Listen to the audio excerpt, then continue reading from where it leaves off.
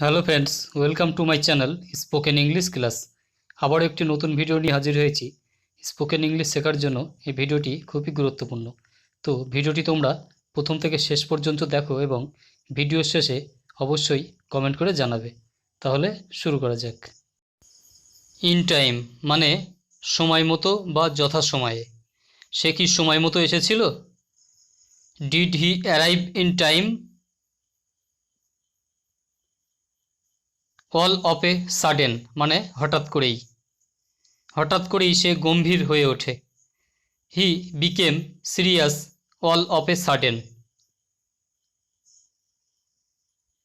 Right now মানে এখনই বা এই মুহূর্তে।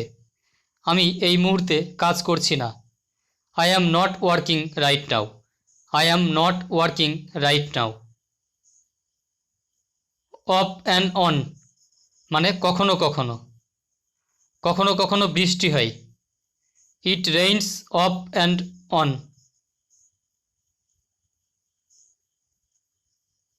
সে সারাদিন কখনো কখনো কাঁদতে থাকে।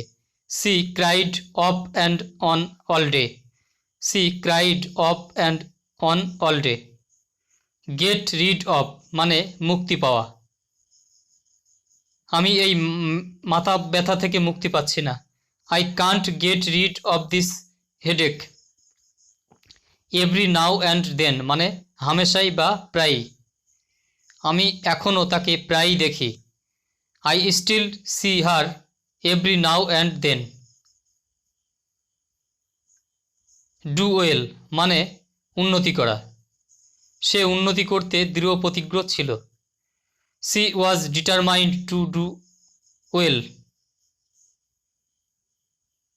ইন ভেইন মানে ব্যর্থ হওয়া। আমাদের সমস্ত প্রচেষ্টা ব্যর্থ হয়েছিল। All our efforts were in vain. Out of date মানে পুরানো।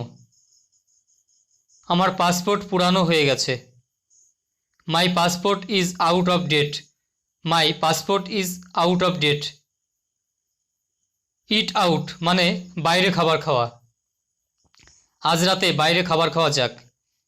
Let's it out to night. Let's it out to night. Keep in mind মানে মনে রাখা। দয়া করে মনে রাখবেন, অনুশীলন নিখুঁত করে তোলে। Please keep in mind, practice makes perfect. At times মানে কখনো কখনো। সে কখনো কখনো খুব অবাধ্য হতে পারে। He can be very obstinate at times. Over and over মানে বারবার। আমি তোমাকে বারবার সতর্ক করে দিয়েছি। I have warned you over and over. At once মানে তখনই বা একেবারে। কোনো মানুষ একেবারে দুটি কাজ করতে পারে না। No man can do two things at once. সে তখনই যেতে দৃঢ় প্রতিজ্ঞ। She determine to go at once.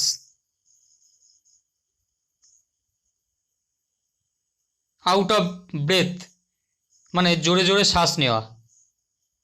তাকে জোরে জোরে শ্বাস নিতে হচ্ছিল।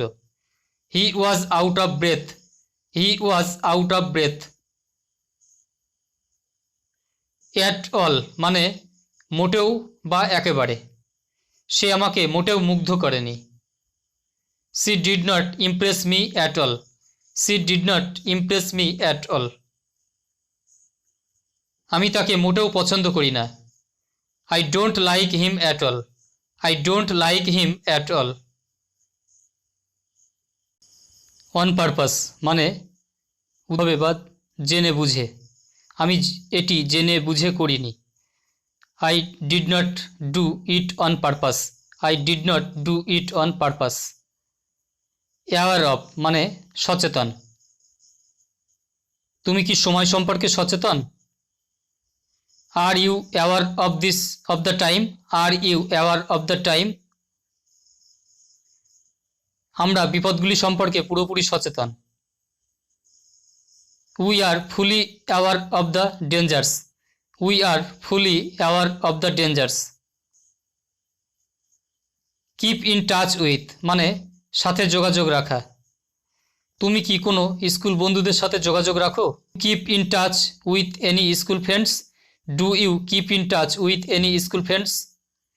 কিপ ইন দ্য ডার্ক মানে অন্ধকারে রাখা বা না জানানো।